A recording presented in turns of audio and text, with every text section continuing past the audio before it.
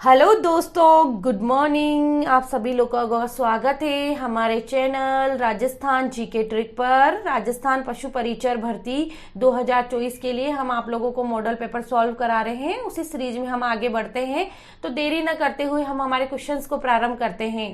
Question number first, भेड़ का बंध्याकृत नर कहलाता है। भेड़ का बंध्याकृत नर कहलाता है। क्या है क्वेश्चन? भेड़ का बंध्याकृत नर कहलाता है। बताइए, हमारे ऑप्शंस कुछ इस टाइप से हैं: स्टीयर, वेंडर, बैरो, बुलॉक। बताइए क्या कहलाता है? भेड़ का बंध्याकृत नर कहलाता है। क्या कहलाता है? स्टीयर, वेंडर, बैरो, बुलॉक। बताइए क्या कहलाता है? तो हमारा भेड़ का बंध्याकृत नर क्या कहलाता है? वेंडर कहलाता है। हमारे इसमें आंसर क्या करेक्ट है? वेंडर। क्या करेक्ट आंसर है इसका? वेंडर। देखो, बंध्याकृत एक नया शब्द आया है, बंध्याकृत नर। तो ये कीवर्ड है, इसको आप नोट डाउन कीजिए। बंध्याकृत का मतलब होता है कि वो नर जिसकी प्रजनन क्षमता को बांध दिया गया है, अब वो बच्चे पैदा नहीं कर सकता, नई जनरेशन को नहीं ला सकता, यानी कि उसकी प्रजनन क्षमता को रोक दिया गया है। उस प्रकार के नर को क्या कहा जाता है? बंध्याकृत नर। ठीक है, तो भेड़ का बंध्याकृत नर क्या कहलाता है? वेंडर। एक बार फिर से, वेंडर, वेंडर नोट डाउन करते चलिए। भेड़ का बंध्याकृत नर क्या कहलाता है? वेंडर कहलाता है। बैरो, बैरो किसका बंध्याकृत नर होता है? तो बैरो होता है सूअर का बंध्याकृत नर। तो ये बैरो किसका बंध्याकृत नर होगा? ये सूअर का होगा। किसका होगा? ये सूअर का। ये किसका बंध्याकृत नर है? बैरो सूअर का। ब्लॉक और स्टीयर ये दोनों गाय के बंध्याकृत नर हैं। ब्लॉक और स्टीयर ये दोनों किसके बंध्याकृत नर है? गाय के। यानी कि बैल होता है ना, बैल, अगर उस बैल का बंध्याकरण किया जाएगा तो दो प्रकार के नर बनते हैं बंध्याकृत में। एक तो बनता है स्टीयर। क्या बनता है? स्टीयर। और दूसरा क्या बनता है? बुलॉक। ठीक है, एक क्या बनता है? स्टीयर, और दूसरा क्या बनता है? ब्लॉक। अब स्टीयर और ब्लॉक में डिफरेंस क्या है? ये दोनों गाय के हैं, लेकिन में अंतर क्या है? अंतर ये है कि स्टीयर का जो बंध्याकरण किया जाता है वो मांस पर्पस से किया जाता है। फॉरेन कंट्रीज में गाय के मांस को खा लेते हैं लोग भाग, है ना। तो वो क्या है, गाय उस नर का जो मतलब बेल का बंध्याकरण किया जाता है वो इसलिए किया जाता है कि अब इसको हम मांस पर्पस से यूज़ करेंगे। ठीक है, और दूसरा है ये ब्लॉक। ब्लॉक का बंध्याकरण इसलिए किया जाता है कि ये गाय जो ये होता है ना, नर बैल, ये कृषि कार्यों के लिए यूज आ सके। कृषि, आप जैसे ना माल ढोने के लिए, हल जोतने के लिए, खेत में काम करने के लिए इस वाले का यूज किया जाता है। ठीक है, तो यहाँ से हमारे 4 क्वेश्चंस बनते हैं। भेड़ का बंध्याकृत नर, बंध्याकृत मीन्स आप समझ चुके हैं कि वह नर जिसकी प्रजनन क्षमता को समाप्त कर दिया गया है, वो नेक्स्ट जनरेशन को पैदा नहीं कर सकता है। ठीक है, अब यहाँ पर भेड़ का बंध्याकृत नर क्या है? भेड़ का बंध्याकृत नर वेंडर है। स्टीयर किसका है? गाय का है, लेकिन वो किस चीज़ के लिए? मांस पर्पज से। ब्लॉक भी गाय का है, लेकिन वो किस पर्पज से? वो मजदूरी पर्पज से, खेती बाड़ी में काम करवाने के लिए। और बैरो किसका बंध्याकृत नर है? ये सूअर का बंध्याकृत नर है। ठीक है, वेंडर किसका बंध्याकृत नर है? ये भेड़ का। नेक्स्ट क्वेश्चन है, सूअर का मांस कहलाता है। देखो, हमारे ऑप्शन से सूअर का मांस कहलाता है। हम सूअर का मांस क्या कहलाता है? तो देखो, सूअर का मांस क्या बीफ कहलाता है, मटन कहलाता है? सूअर का मांस क्या कहलाता है? सूअर का मांस पॉर्क कहलाता है, पॉर्क। सूअर का मांस क्या कहलाता है? पॉर्क। सूअर का मांस पॉर्क कहलाता है। ठीक है, सूअर के मांस को हमने पॉर्क का, आप नोट डाउन करते चलिए। बाकी चीज भी दे रखी है। ये तो बीफ किसका मांस कहलाता है? जो गाय का मांस यूज करते हैं ना, स्टीयर वाला, उसको क्या बोलते हैं? बीफ। क्या बोलते हैं उसको? बीफ बोलते हैं। मटन, मटन क्या होता है? भेड़ का मांस। मटन क्या होता है? भेड़ का मांस। पोर्क सूअर का मांस। और चिवॉन, चिवॉन किसका होता है? बकरी का मांस। किसका मांस होता है? चिवॉन, चिवॉन बकरी का मांस। किसका मांस होता है? बकरी का मांस। तो हमारा ऑप्शन क्या करेक्ट है? ऑप्शन सी।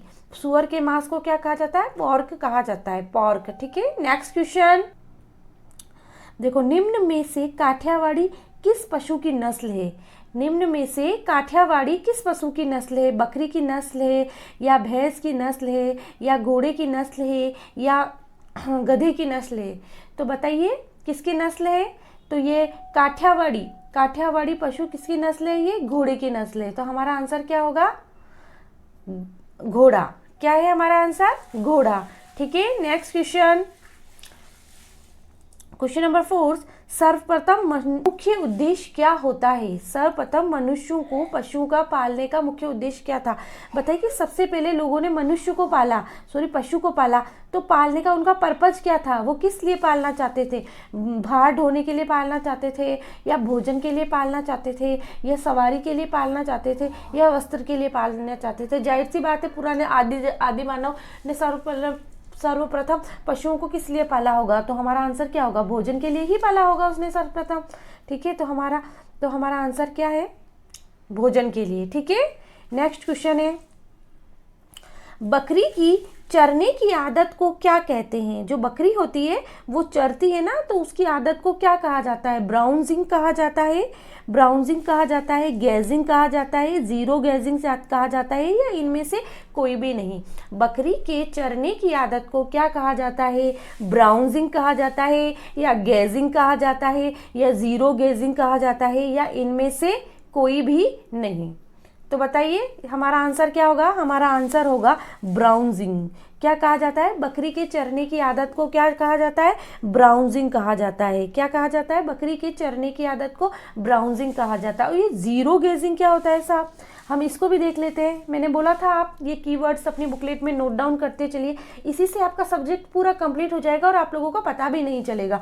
जीरो ग्रेजिंग का मतलब होता है कि जैसे हमारे गाय, बाड़े में गाय बंधी हुई है, तो वो कहीं चरने नहीं जा रही, तो हम उसके स्थान पर ही उसको खाना प्रोवाइड करा देते हैं। वो जैसे बंधी हुई है खूंटे से, तो उसके वहीं खाना डाल दिया जाता है। तो यानी कि पशु को उसके स्थान पर ही खाना प्राप्त डाला है, वहाँ पर बंधी हुई है, उसको वहीं चारा, भूसा, उसको खल, जो भी हम हरे पत्तियाँ सब वहीं डाल जाता है, तो उसे क्या कहा जाता है?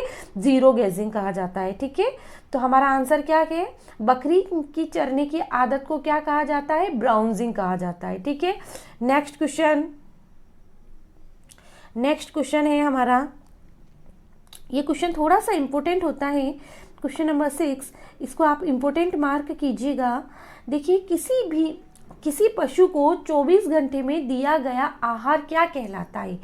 पशु को 24 घंटे में जो आहार प्रदान किया जाता है ना, उस आहार को हम क्या बोलते हैं? उसको हम डाइट बोलते हैं, या संतुलित भोजन बोलते हैं, या राशन बोलते हैं, या फिर ये सभी वर्ड्स हम यूज करते हैं? तो बताइए क्या होगा इसका आंसर? देखिए, ये 24 घंटे में जो भी आहार दिया जाता है पशु को, उसको हम क्या कहते हैं? राशन कहते हैं। क्या बोलते हैं? राशन। क्या बोला जाता है? राशन। ठीक है, तो यानी कि 24 घंटे में दिया जाने वाला भोजन क्या कहलाता है? राशन कहलाता है। ठीक है, लेकिन अब हमारे 2-3 वर्ड्स और भी हैं कि संतुलित आहार और डाइट। यानी कि संतुलित आहार तो हम बचपन से सुनते आ रहे हैं, विज्ञान में क्या होता है? संतुलित भोजन में सभी तत्वों का प्रेजेंट होना क्या कहलाता है? संतुलित आहार कहलाता है। ठीक है, और डाइट का मतलब होता है पशु को एक बार में, 24 घंटे में नहीं, ओनली वन टाइम, जैसे एक बार में, यानी कि सुबह, दोपहर में, दिन में। यानी कि सुबह जो हमने उसको खाना दिया, उस खाने को हम क्या बोलेंगे? डाइट। या फिर हमने दिन में दिया, तो उस सिंपल दिन के खाने को क्या बोल सकते हैं? हम डाइट बोल सकते हैं। यानी कि एक बार में दिए जाने वाले खाने को हम क्या बोलेंगे? डाइट। और 24 घंटे में जो पूरा आहार दिया जाता है उसको क्या बोलते हैं? राशन। और संतुलित आहार का मतलब भोजन के अंदर सभी पोषक तत्वों की प्रेजेंट होना क्या कहलाता है? संतुलित आहार कहलाता है। तो हमारा ऑप्शंस क्या यहाँ पर करेक्ट है? राशन। क्या करेक्ट है? राशन करेक्ट है। नेक्स्ट क्वेश्चन नंबर 7, वह पशु जिसके सभी दांत टूट गए हों उसे क्या बोला जाता है? तो देखिए, सब ब्रोकन माउथ बोलते हैं, या फुल माउथ बोलते हैं, या गैमर बोलते हैं, या सभी बोलते हैं? बताइए, सब ब्रोकन माउथ, या फुल माउथ, या ग्रेमर माउथ, या ये सभी? तो हमारा आंसर क्या है? ग्रेमर। नोट करते चलिएगा। ग्रेमर का मतलब पशु के सारे दांत टूट गए, एक भी दांत नहीं है, मतलब उसकी वृद्धावस्था आ चुकी है, उसके मुंह में एक भी दांत प्रेजेंट नहीं है। फुल माउथ का मतलब होता है कि फुल उसके पूरे दांत हैं, अभी पशु बिल्कुल यंग है, उसके एक भी दांत नहीं टूटा हुआ है। और सब ब्रोकन माउथ मतलब अभी उसके दांत टूटना स्टार्ट हुए हैं, मतलब जो मुंह में जितने भी दांत हैं पशु के, उसमें से क्या है, जैसे अभी उसका दांत टूटना स्टार्ट हुआ है, तो यहाँ से दांत उसके टूट गए हैं, यानी समझ गए, कुछ दांत उसके टूट चुके हैं। यहाँ पर लिखा हुआ है वह पशु जिसके सभी, यहाँ पर एक शब्द आएगा स्थायी, क्या आएगा, स्थायी। यहाँ पर टाइपिंग मिस्टेक हो गई है, तो यहाँ पर आपको क्या लिखना है, स्थायी। ठीक है, क्वेश्चन में वह पशु जिसके सभी स्थायी दांत टूट गए हों उसे ग्रेमर कहा जाता है। सब ब्रोकर यानी कि कुछ स्थायी दांत टूट गए हैं उन्हें क्या कहा जाता है, उसे क्या कहा जाता है, सब ब्रोकन माउथ। और फुल स्थायी दांत यानी कि फुल माउथ यानी कि उसके पूरे दांत अभी हैं उसके बॉडी में, उसके मुंह में सारे दांत प्रेजेंट हैं। ठीक है, तो हमारा आंसर क्या होगा, हमारा आंसर यहाँ पर होगा ग्रेमर। ठीक है, नेक्स्ट क्वेश्चन पे चलते हैं। पशु में सर्रा नामक बीमारी होती है, गाय में होती है या बकरी में होती है या ऊंट में होती है या बंदर में होती है। ठीक है, तो निम्न में से सर्रा बीमारी किस में होती है, बताइए, गाय में होती है या बकरी में होती है या ऊंट में होती है या बंदर में होती है। तो हमारे हिसाब से इसका आंसर क्या होगा, ऊंट होता है। ऊंट के अंदर सर्रा नामक बीमारी होती है, किसके अंदर होती है, ऊंट के अंदर। तो हमारा ऑप्शन से क्या है, हमारा ऑप्शन सी, ऊंट के अंदर सर्रा नामक बीमारी होती है। ठीक है, नेक्स्ट क्वेश्चन है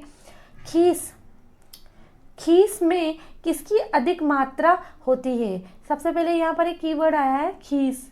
आप जानते हैं खीस क्या होता है, खीस होता है कि शिशु का, मादा का, महिला का पहला जो गाढ़ा दूध होता है ना, येलो कलर का, उसे खीस कहा जाता है। सर्वप्रथम जो जैसे ही बच्चा होता है उसके थोड़े टाइम बाद जब वो दूध देना प्रारंभ करती है, मतलब उसका फर्स्ट दूध, सेकंड दूध, थर्ड दूध येलो, डार्क येलो कलर होता है उसके अंदर प्रेजेंट, उसे खीस कहा जाता है। ठीक है, फिर बाद में तो उसके दूध वाइट हो जाता है। ठीक है, तो खीस में किसकी अधिक मात्रा प्रेजेंट होती है, हमारा क्वेश्चन है खीस में किसकी अधिक मात्रा प्रेजेंट होती है। खीस क्या होता है, पहला गाढ़ा दूध। ठीक है, वसा की, केराटिन की, विटामिन ए की, विटामिन बी की।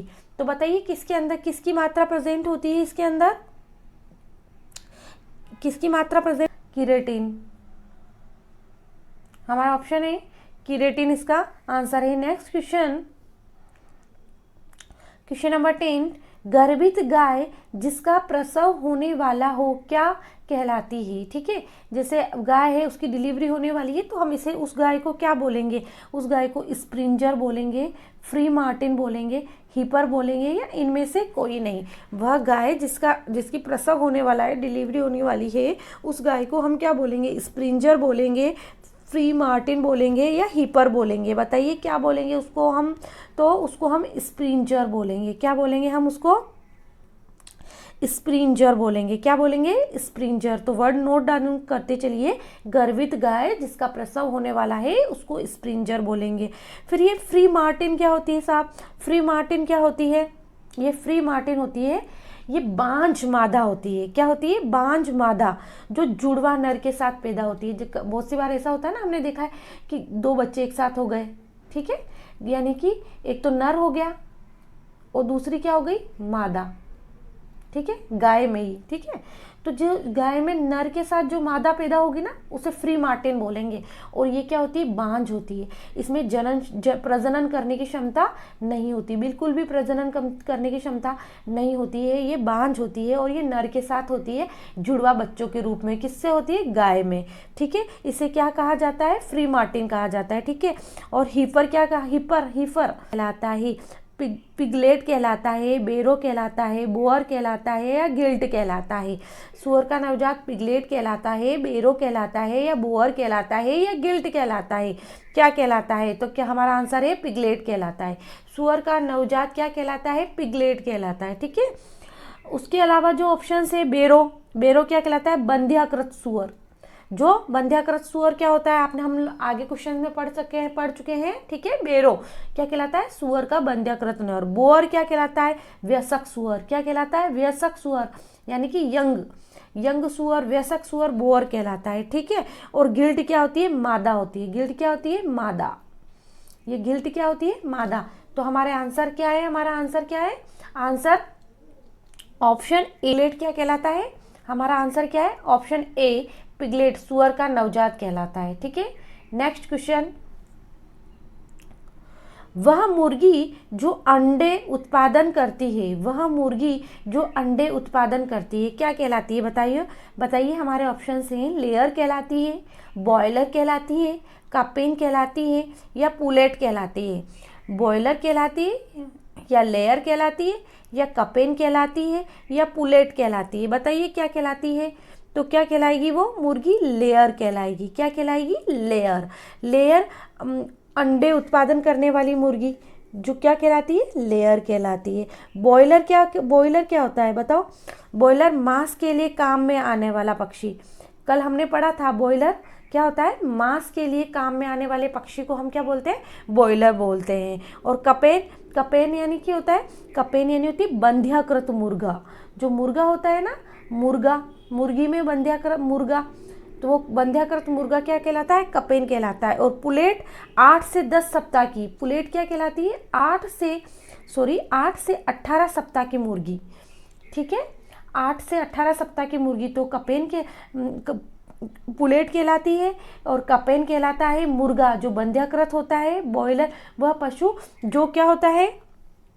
वह पक्षी जिसका यूज़ मांस के लिए किया जाता है वो बॉयलर कहलाता है। और लेयर क्या होती है? वह मुर्गी जिसका अंडे उत्पादन करने के लिए यूज़ किया जाता है। तो हमारा आंसर क्या है?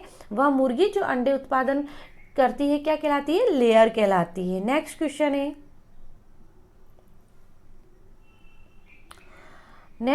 है भारत में कृत्रिम गर्भाधान किसने किया? भारत में कृत्रिम गर्भाधान किसने किया?